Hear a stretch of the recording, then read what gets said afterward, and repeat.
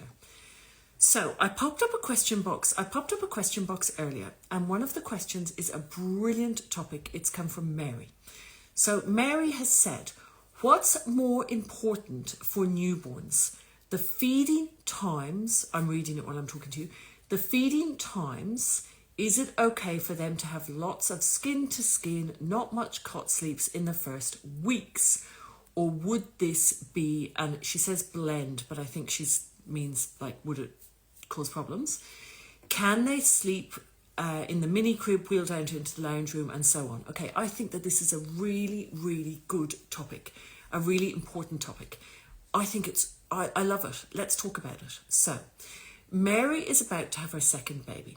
And the reason why Mary is asking a question like this, I believe, is because Mary is somebody who knew of Save Our Sleep before she had her first baby. And then, as far as I can work out or remember, the sleep didn't go too well because she wasn't following Save Our Sleep. She didn't know about the bedding, and I think maybe she was dipping in and out of different approaches. Once Mary found Save Our Sleep when her baby was about 5 months old and she fully followed the Save Our Sleep sleep program, her baby started sleeping perfectly. Within a day or 2 days, perfectly.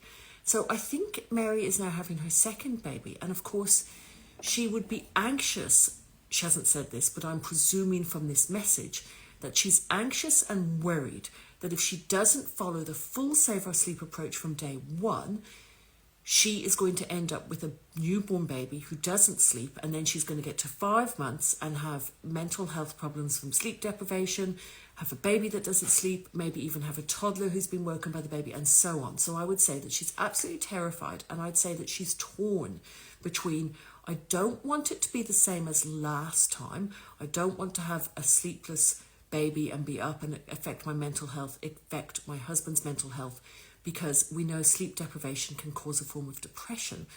I know she's thinking this, but at the same time, she'll be torn because she'll be like, I feel like I want to cuddle my new baby. And Mary is training to be a midwife, and she'll be like, I feel like I want to do skin to skin, but I can't do skin to skin and Save Our Sleep. And I just feel like this is where this question is coming from, and I love it. I think it's a really important question because the answer is yes, do lots of skin to skin. So, in the first 7 weeks, so this 7 weeks would depend on when your baby was conceived and when they were actually born. So, for example, daytime sleep cycles start at 8 weeks. So I'm saying in the first 7 weeks, right? So if they were born at 38 weeks, you were 38 weeks pregnant, then 8 weeks and 7 weeks will be at a different time than if they were born when you were 42 weeks pregnant, right? So you need to work out when 7 weeks actually is. And at the actual 7 weeks, you need your baby to be having all of their sleeps, as in the sleep times on the routine, wrapped up and in bed.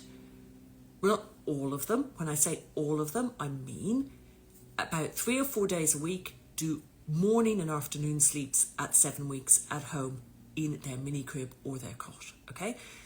But you can do 1 or 2 days where you go out and about, you go to the park. I'll talk about that a bit more. But by 7 weeks, you want those sleeps in their cot or their mini crib. Not all of them, but most of them.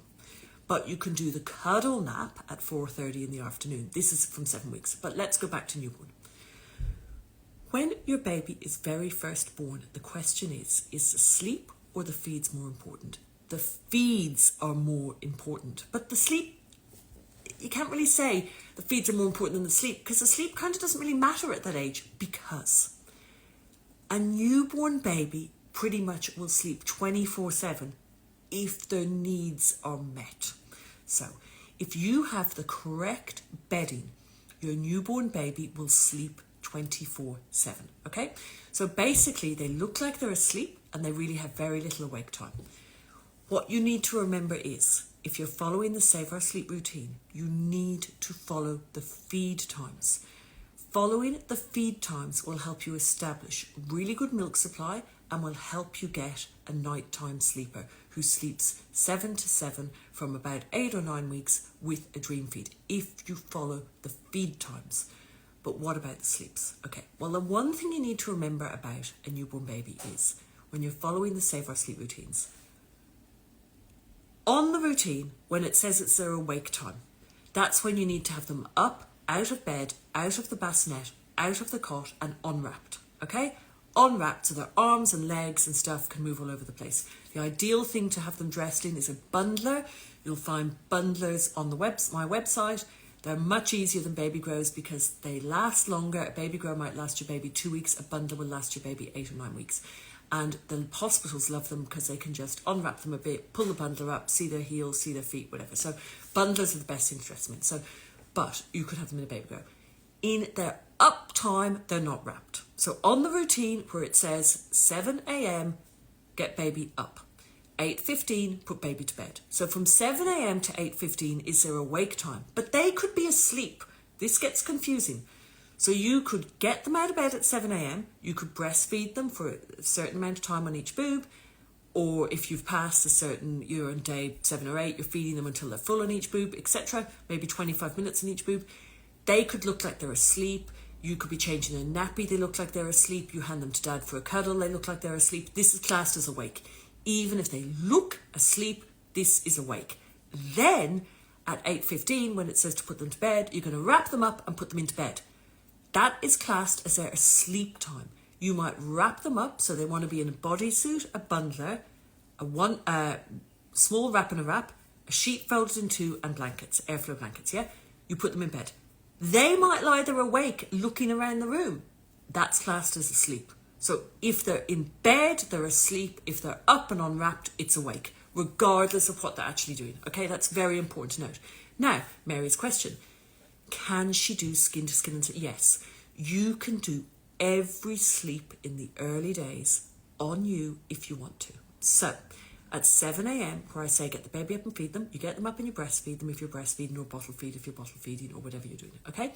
Then you want them not on you. You don't want to be doing skin to skin from 7 till 8:15. From 7 to 8:15, you want to be feeding them, you want to be changing their nappy, you want to have some awake time, you want to like move their legs, move their arms, try. And when I say awake, they can still have their eyes closed and be asleep, but moving them and so on and stimulating them slightly, okay? Then at 8:15, when it says it's time to put your baby to bed, at this time, you can do skin to skin. So if you're going to put your baby in the cot at this time, you're going to make sure you've changed their nappy, you've put them in their bundler or their bodysuit, their bundler or their baby grow, you've put them, you've wrapped them in the wrap in a wrap, you've put them down in bed, you've put blankets on them, okay? Or if you want to do skin to skin and have a full contact sleep at this time, you can just put them on your chest, whatever way you want to, skin with no clothes on them, no clothes on you if you want. This is good for your milk supply. You put a blanket or two over them so that they're nice and warm, and they learn blanket means sleep, okay? You tuck their little hands in sort of slightly under them so that they feel a bit as though they're slightly cocooned. You put the blankets in around them. If you've got no one else to help you, you just have to do as best you can. Yes, all of the sleeps for the first 7 weeks can be skin to skin. You're not going to be able to do that, Mary, because you've got a second child, you've got a toddler, and you might not have help. But it is okay if you did want to do it. And if you did have help, you could do every single sleep for the first 7 weeks on you. That is absolutely fine. You are not going to cause a sleep problem. You are not going to cause your baby to not be able to self-settle, etc. It is absolutely fine to do skin to skin or cuddle sleeps in the first 7 weeks, okay? On the routines where we say from 4:30 to do the pram nap, that can be a time that you get the grandparents to do cuddles if they want to, or the dad or somebody to cuddle if they want to. You can teach them if they really want to give the baby a cuddle, they can come around at that time, okay? Also, it's really, really important to have some outdoor sleep. So you have said, can I wheel the mini crib, because you've got a mini crib. Now with the mini crib, you need to check the wheels once a week because the wheels can be very flimsy and can be dangerous and can buckle. With the mini crib, you can actually take the mini crib outside, put it in the shade and let your baby sleep outside in the mini crib, or you can have your baby sleeping in a pram, but you need to supervise them in a pram because in a pram, it hasn't got as much airflow. You should be trying to do at least one sleep a day outside. You've got a toddler, so go to the park with your baby in the pram and do their sleep in the park. while you're out and about, at least one sleep a day. Your nights are going to be so much better if your baby is having one sleep a day. And yes, you can bring the mini crib. You can bring the mini crib out in the day. My children, why do they always come in as soon as I try and do a live video? It's, remember when you had little kids? Or you know at the moment, as soon as you go on the telephone, they come and start talking to you, but they leave you alone all day. And as soon as you go on the telephone, they appear.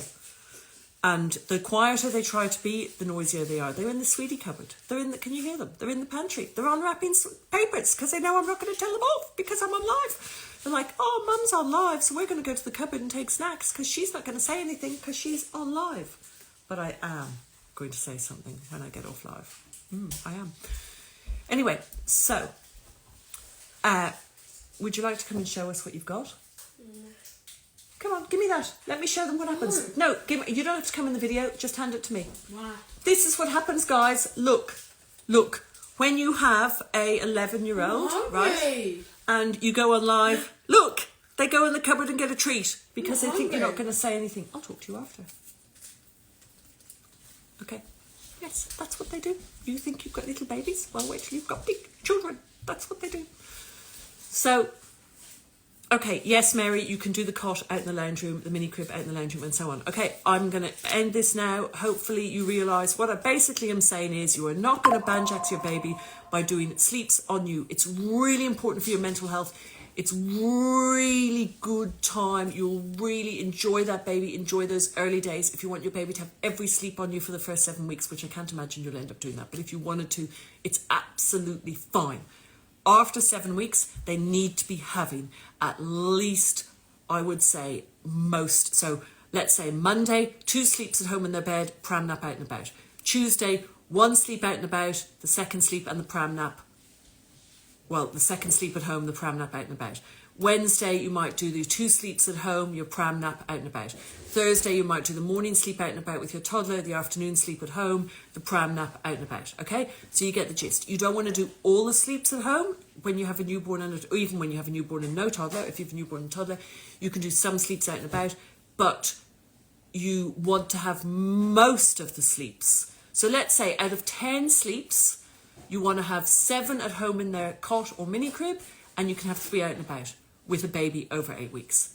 I'm saying 7 weeks so that they're in the right place by the time sleep cycles start at 8 weeks, okay? Hope this helps. Hope this makes sense. Thank you for the great question, and I will answer more questions later. I'm going to go and talk to my children.